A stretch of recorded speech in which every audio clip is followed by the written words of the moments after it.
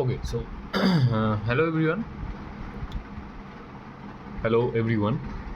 So আমার এখানে একটা পজিশন নেওয়া আছে কালকে 30শে মার্চে আপনার নিফটির এক্সপায়ারি। সেখানে আমি 22,900 যে কল অপশান সেখানে সেটার এক লট আমি শর্ট করে রেখেছি। এবং যেহেতু এটা ওভারনাইট, এটা আমি 27 তারিখ এই ট্রেডটায় এন্ট্রি নিয়েছিলাম। তো যেহেতু আমাকে ওভারনাইট যেতে হতো, অর্থাৎ দুদিনের মিডিলে গ্যাপ ছিল, তো তার জন্য আমাকে একটা প্রপার হেজ নিতে হতো। তো এই ওটাতে প্রপারলি রিস্ক ম্যানেজ করে আমি হেজটা নিয়েছিলাম। 23,200 কল আমি সেখানে বাই করেছিলাম, যেটা আমার অ্যাভারেজ হয়েছিল 80 টাকা। অর্থাৎ এখানে আমার শর্ট করে, যেটাতে আমি 22,900-তে যে আমি শর্ট করেছিলাম, সেখানে আমি 1758 টাকা প্রফিট হচ্ছিল। এবং 23,200 যে কল অপশান ছিল সেইটা শর্ট করে আমি কিন্তু এখানে 835 টাকা লস হচ্ছে। সরি, এই হেজটাতে কিন্তু আমার 835 টাকা লস হচ্ছে। তো ওভারঅল আমি 923 টাকা প্রফিটে আছি। তো এখানে আমি কিছু কনটেক্সট ক্লিয়ার করে দিই। মার্কেট কালকে, অর্থাৎ কালকে 30শে মার্চ, কালকে ওপেন হবে। আগের দিন ক্লোজ করেছে 22,840।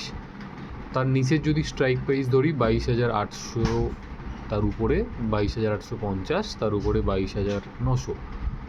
তো যদি ধরা যাক আমার এইখানের এই স্ট্রাইক প্রাইসটার কল অপশান শর্ট করা আছে, যদি নেক্সট ডে অর্থাৎ 30 তারিখে মার্কেট 22,900 উপরে কোথাও একটা সাস্টেন করে এবং এখানে কোথাও এক্সপায়ার করে 22,900 উপরে, তাহলে কিন্তু আমি লসে রান করবে ওই ট্রেডটা আমার। এছাড়া যদি মার্কেট 22,900 নিচে কোথাও এক্সপায়ার করে, তো easily I will get all the premiums, যেটা আমি শর্ট করেছি 22,900-তে যে প্রিমিয়ামটা আমার ছিল কল অপশানে, সেটা আমি পেয়ে যাবো। 186 টাকা অ্যাভারেজ হয়েছিল, ওই প্রিমিয়ামটা আমি পুরোটাই পেয়ে যাবো। তার এগেনস্টে একটা হেজ আছে, ওটাও জিরো হয়ে যাবে। আলটিমেটলি প্রফিটই হবে এই ট্রেডটা। মোটামুটি গিফট নিফটি দেখে তো বোঝা যাচ্ছে কালকে মার্কেট গ্যাপ ডাউনই খুলবে। তো এই ট্রেডটার পেছনে লজিক সিম্পল, একটা ব্রেকডাউন হয়েছিল, সেখানে আমি কল অপশান শর্ট করেছিলাম উইথ এ প্রপার হেজ। তো এই স্ট্র্যাটেজিটা আমি লাস্ট উইকেই করছি, এক সপ্তাহই হয়েছে এই স্ট্র্যাটেজিটা করতে করতে। তো আমি যদি পারফরমেন্স দেখি, পারফরমেন্স ওয়াইজ যদি আমি এখান থেকে কনসোলে যাই,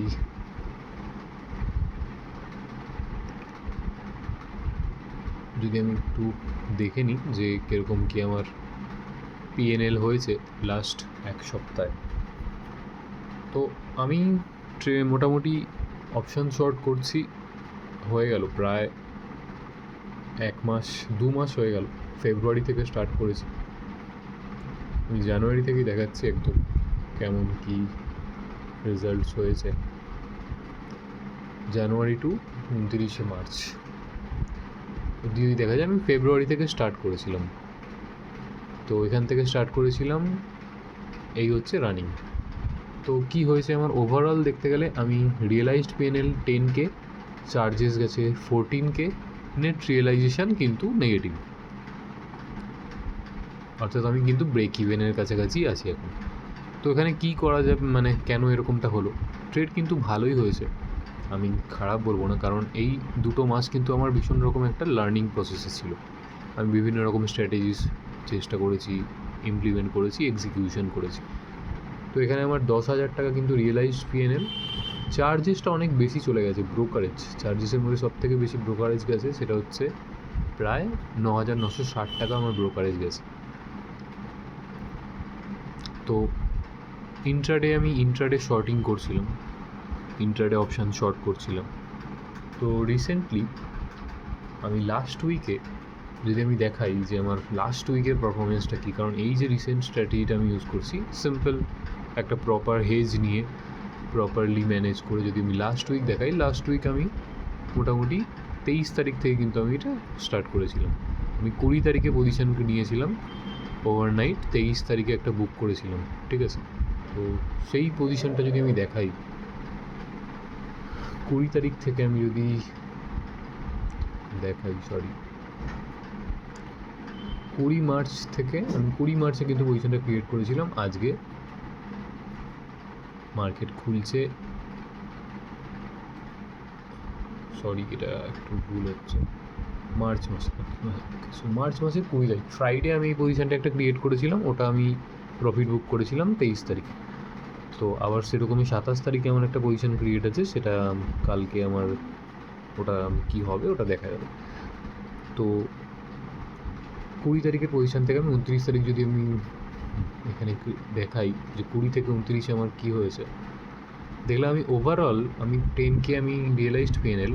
সেখানে যদি আমি শুধু লাস্ট উইকটা দেখি, লাস্ট উইকে কিন্তু আমি এই স্ট্র্যাটেজিটাতে 14K রিয়েলাইজড পিএনএল, চার্জও অনেক কম গেছে, 2000 টাকা মাত্র, 2K 1.9K চার্জ গেছে, যার মধ্যে ব্রোকারেজই আছে ম্যাক্সিমামটা 1100 টাকা।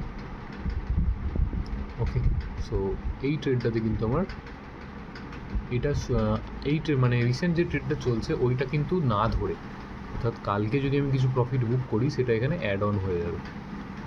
1 উইকে কিন্তু আমি উইথ জাস্ট একটা লটেই ট্রেডটা হচ্ছে, মোটামুটি ধরা যেতে পারে 70 to 80K ক্যাপিটাল ইউজ হয়েছে, কেন শর্ট করতে গেলে, অপশান শর্ট করতে গেলে একটু ক্যাপিটাল লাগে। তো 70K ধরা যাক, 70K ক্যাপিটাল ইউজ হয়েছে। তো প্রথম মার্চে আমি পজিশনটা ক্রিয়েট করি, 234 রুপিস এখানে একটা নেগেটিভ দেখাচ্ছে, তারপরে এখানে বুক হয়েছে 5400 টাকা, তারপরে 1900, 4000, এখানে কোনো ট্রেড হয়নি, মানে অ্যাকচুয়ালি এটা ওভারনাইট থাকছে, ওকে, ইন্ট্রাডে নয়, মানে আমি কিছু বুক করছি, কিছু অ্যাড অন করছি, এইভাবে আর কি, মানে পজিশনাল ট্রেড এটা কিন্তু ইন্ট্রাডে অপশান ট্রেডিং নয়।